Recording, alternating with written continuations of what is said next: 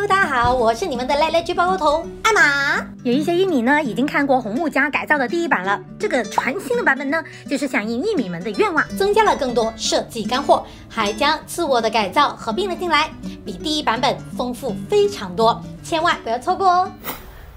橙子 ，Hello， 大家好，我是肉脸橙，现在呢是一名新人配音员，我可以变成小萝莉、小正太，还有御姐哦。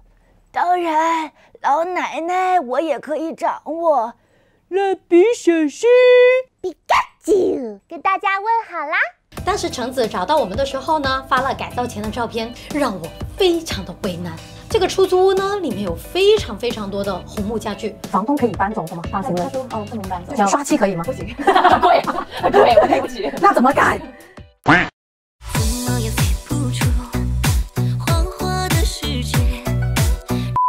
使用简单的遮丑法呢，根本不可能有用。其实呢，红木家具是中国传统文化里面的一个骄傲，在18世纪呢，还流传到欧美国家了。那边的皇室贵族都喜欢得不得了。那为什么到了现在提到红木风，都是带有一点点土气的感觉呢？一个是由于空间的问题，以前大宅的楼顶又高，空间又大。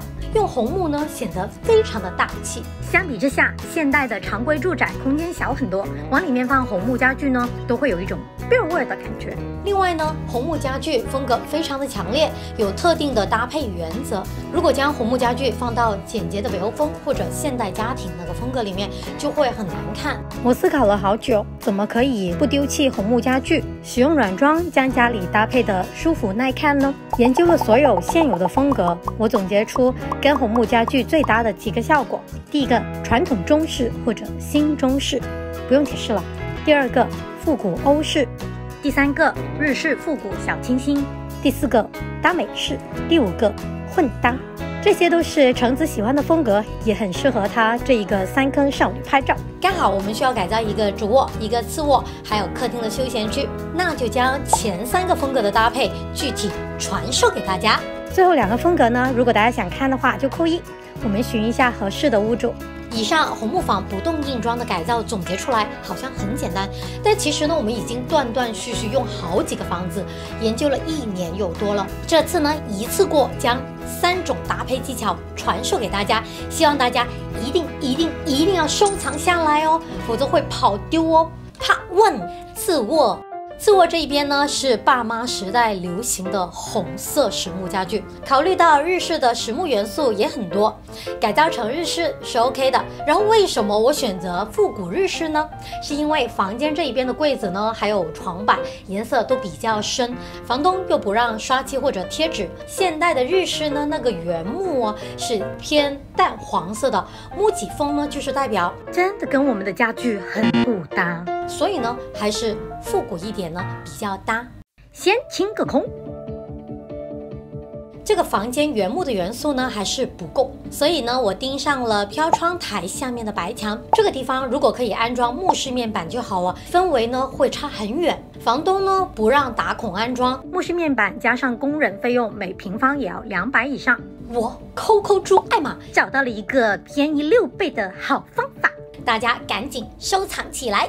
噔噔噔噔，就是模型圈很爱用的雪肤板啦，它硬度大又好切割，非常适合用来临时装饰小面积的墙面。首先量好尺寸，用力切1刀，然后一掰就可以了。哎，好像可以了，享受一下掰的那一刻。哦，然后贴上木纹贴纸，记得要包边哦。然后可以使用不伤墙的亚克力胶带粘到墙上。但是单靠亚克力胶带是站不稳的。其实它这个位置它自己也做得很糙，这个位置它其实石膏什么都本来就比较丑，这里又不显眼，所以我想的是呢，我们先用这个胶，然后搞2条，然后在这个位置再补一些缅丁胶，那2个在一起的话，它就稳一些，又不会破坏。哇，好像木板有没有？对，搞定，好好看，对呀，好好看。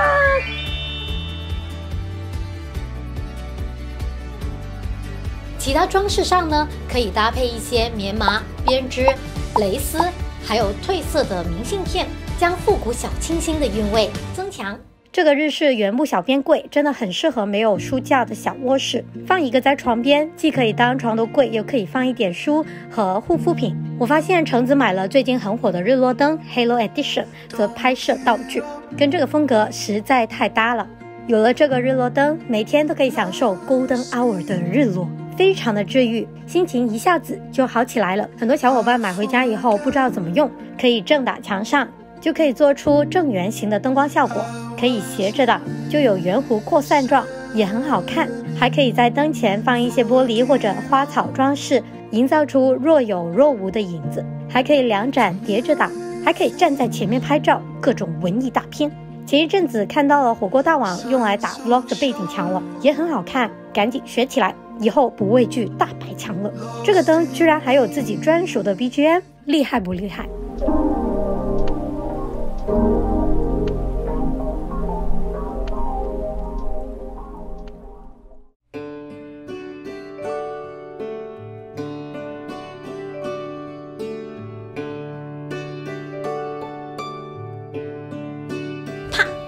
沙发区中式呢，最适合客厅的霸道浮雕大红木沙发了。对比之前大红大绿的抱枕、软垫还有画作，我们这次呢将颜色搭配的低调一点，这样呢更有一种古色古香的儒雅。巨型画作真的是太抢眼了，放哪里都不妥，所以呢我们卸下来了，墙面不能刷漆。其实放上一个中式的山水屏风呢，就特别好看，一下子给整个区域定了一个基调，后面怎么搭都好看哦。这个屏风我特意让卖家加多了2节，这样呢在不使用空调的时候就可以遮丑。软垫抱枕呢就换成低调的米色，其实这个软垫跟我们平常的飘窗垫呢是差不多的，定制的店铺都相同，但是为什么这个看起来就特别中式呢？做到这2个细节就 OK 了。1. 双滚边， 2. 方枕，是不是立刻就有那味儿了？我在隐秘的杂物角落里面发现了一个宝贝，就是一个古色古香的花架。清洁干净以后呢就可以用上，但是呢我不会选择在上面放爸妈最喜欢的兰花或者牡丹，我们还是要低调一点，上面呢放绿色的盆栽就超级好看了。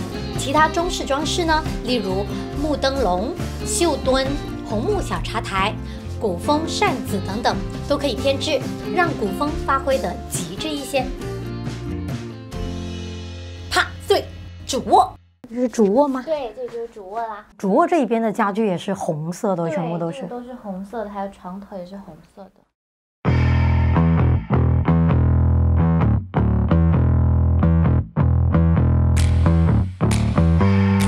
来，大家看看，这里呢有2个坏学生，我给他抽出来了。这2个的话呢，我准备给他改造一下。但本来的话呢，房东不是说所有的家具都不能改吗？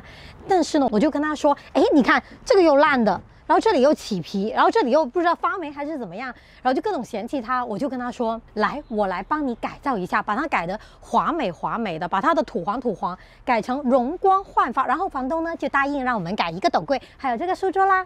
所以呢，我们要跟房东好好沟通，然后让他觉得我们是把他的家变得更好，他都会愿意配合的。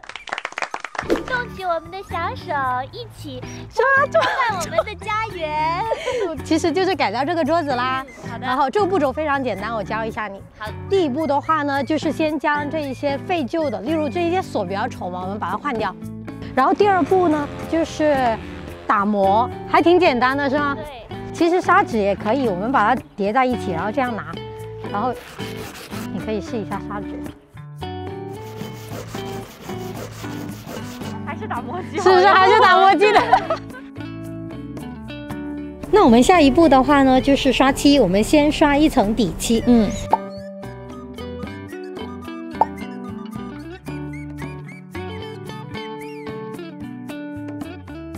那下一步呢，我们就要贴线条，就是大概过个2个小时摸它完全干透的感觉呢，我们就可以刷面漆。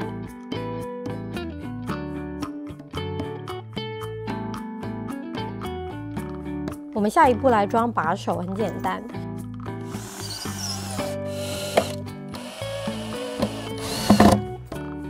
别忘了还有最重要的一步，喜欢这次的复古 DIY 改造，别忘了1键3连哦！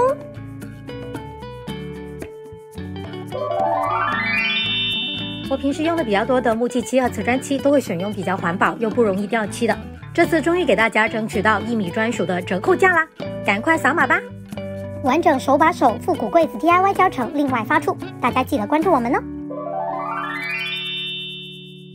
像橙子主卧这一边呢，原来的家具就比较平整一些，所以呢不一定要选择中式的风格。那大家看一下，好像这个床头它是一个拱形，比较优雅的设计，那我们就选择了一个复古轻奢风。大家回想一下，传统欧式房子里面其实也挺多红色的实木元素的。其实红色实木不丑，只是之前没有搭配好而已。我们在原家具上增加一些复古图案、复古拉手和线条，在软装上增加轻奢的代表元素，丝绒、黄铜和镜面等等，就能和主卧轻奢古典去搭配。用到一些花边、精致边框和一些复古的人物装饰画，都是古典的软装元素。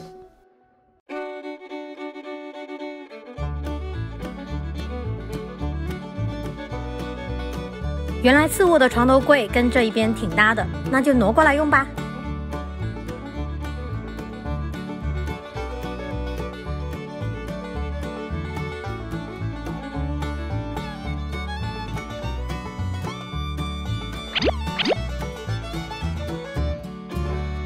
那橙子，我们来体验一下新家吧。少し歩き疲れたんだ少し歩き疲れたんだ月並みな表現だけど人生とかいう長い道を少し休みたいんだ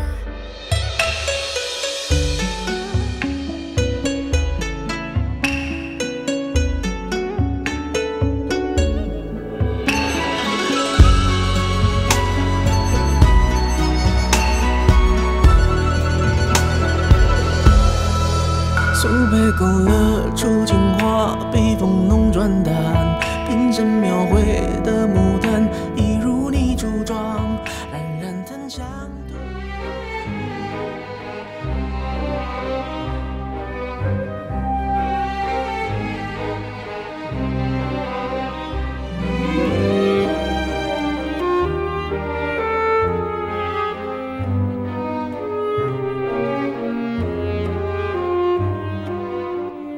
这么多个红木家改造的风格可以选，是不是心动想改造了呢？大家记住，红木家具是老祖宗榫卯和雕刻手艺的结晶，如果粗暴的贴纸或者刷漆就太可惜了，要通过搭配将它们的美发挥到极致。传统文化必须要发扬光大哦。这次改造就到这里，喜欢的话请一定给我们一键3连呀！你们的支持就是我们持续创作的动力。下次见，拜拜。我非常满意我这次家的改造，它也没有那种冷冰冰的感觉了，看起来呢也更适合我工作和生活，还有拍照。然后呢，我自己的主卧那个房间呢，我很喜欢的主要原因是，我觉得它很轻奢，就是有一种自己很贵，所有人都不配的感觉，我就很喜欢。然后呢，会让我更有动力去继续工作。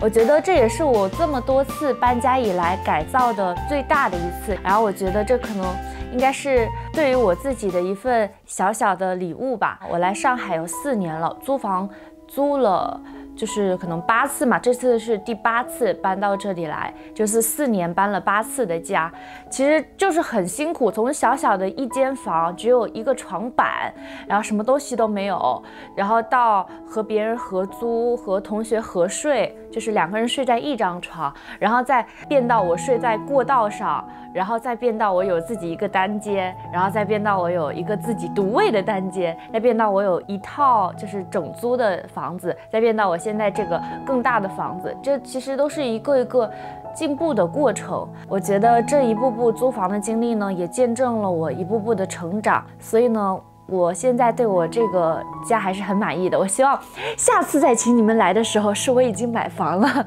我觉得一步步通过自己的努力得到自己想要的，最大的原因是坚持和相信自己。因为很多人在比如说初步做某一件事情的时候不行，就放弃了。我虽然会放弃，我会沉沦一段时间吧，但是那个时间不会很长，我一般就会沮丧个1周，然后1周之后我就开始写东西，就开始写我要怎么样比别人强，然后去看别人的视频啊，去学习啊，然后各个方面都去学习，去增强自己的能力。我以前根本就一天只能拍1个视频，然后我们现在就已经一天能拍5、6个视频，然后囤着，还可以去赶场，就是从这个活动结束了之后立马去另外一个活动，就是来回折腾。我觉得以前这些事情都是我不敢想，我自己完全做不到的，但是通过不断的去挑战自己，这些什么事情都能慢慢的做到，也更加的相信自己是可以的。我觉得这个信念的力量和努力的力量是非常的重要的。我觉得这样慢慢的话呢，就会获得属于自己的一份小确幸吧。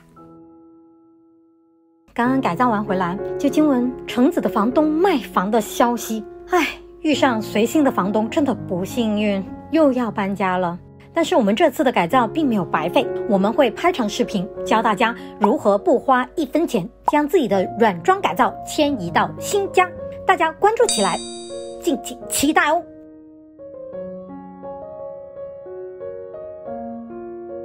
还有，从今年开始，租期内即便房子转卖给新房东，租约仍然有效，房东无权要求租客退租，不应该再出现赶人不付违约金的情况啦，大家留意哦。